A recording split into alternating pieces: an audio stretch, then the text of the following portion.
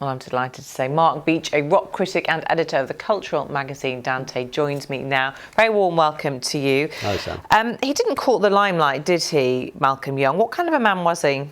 He was a very quiet man. He was almost a non-rock star type figure. But when he started off in his career, he worked in a factory for a little bit before he became a musician.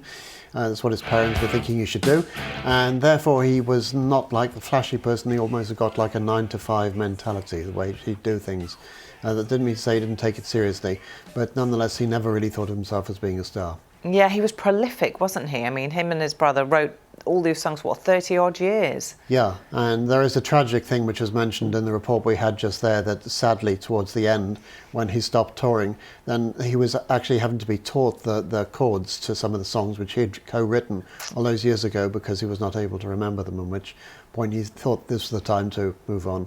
Really sad, isn't it? Because he had dementia, obviously. Yes. How did they become so successful? It was a formula which wasn't immediately successful, it must be said, when they started off with their first singer, Dave Evans, and they were not quite there. But they brought together a lot of things. Certainly Malcolm's enthusiasm for Chuck Berry, Buddy Holly, and that was one of the things that brought them together. They started to develop a hard blues, and all of a sudden it clicked after about 5 years, and we started getting the albums which run up to Highway to Hell and obviously Back in Black.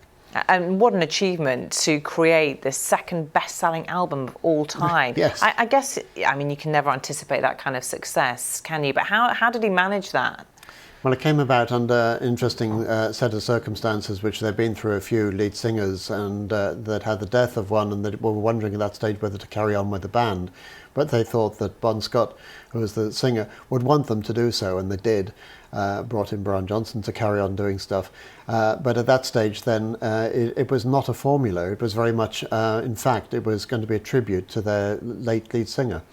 And their songs inspired generations of rock bands, didn't they? Metallica, Guns N' Roses. Yes, yes. Well, that's the thing. As we were saying earlier on in the report, then people remember and will remember Angus for his schoolboy outfits and his flamboyant stage presence. But in fact, the man who held the band together and was the true leader was Malcolm.